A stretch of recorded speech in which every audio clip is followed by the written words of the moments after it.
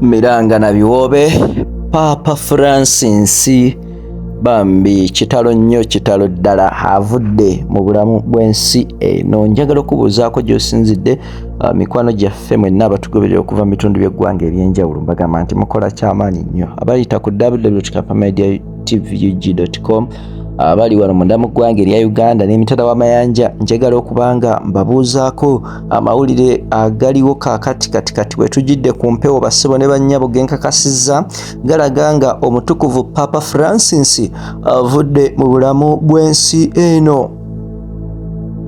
Oluvannyuma lwa Papa bambi okumala akabanga nga atawaanyizibwa ebirwadde ebibala bimubala embiriizi era ne batuukako n'omubika wano ne wali nti afudde, bassebo ne bannyabo kyaddaaki avudde mu bulamu bw'ensi eno.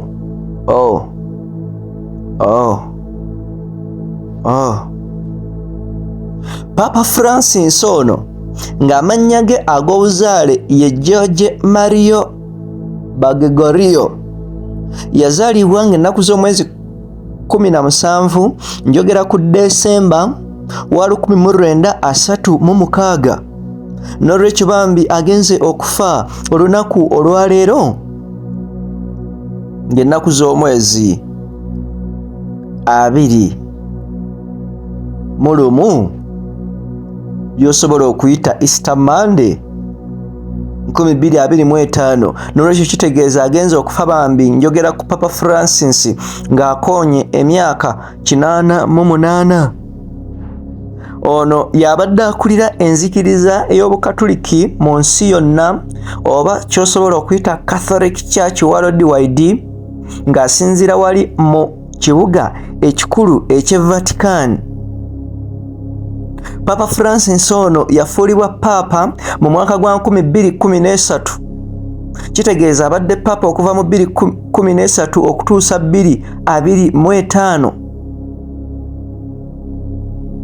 Era bassebo ne bannyabo, Papa ono ekyenjawulo ky'alina oteekeddwa okukimanya nti abadde ava mu lulyo lwa Yesu Kristo oba Abakatuliki gwe bayita Yezu.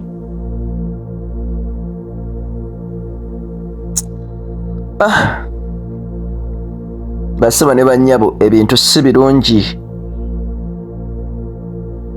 Gino miranga na biwoobe byennyini. Kuno kubonaabona bino bitalo. Musajja mukulu ono abadde muyivu ddala, oteekeddwa okukimanya. Era nga yasomera mu Maximum College of St. Joseph Philosophical and Theological Faculty of San Miguel mu Milton Institute of Theology and Philosophy. Abadde musajja mu filisofa oba olufilisofa nga alukuba budinda. Kitalo nnyo, kitalo ddala. Amawulire si malungi yadde n'akamu n'ak'eddagala. Definitely waliwo obukwakkulizo bungi we twogera wakati ku bigenda okuba nga bibeerawo mu kumuziika. Kati tugenda kutuusaako ebintu byonna. Kola ekintu kimu, subscribing, sharing, commenting. Ogende ku mitimbagano gyaffe tugenda kutuusaako enteekateeka z'okuziika biki, obulombolombo ki obulina okuba nga bugobererwa.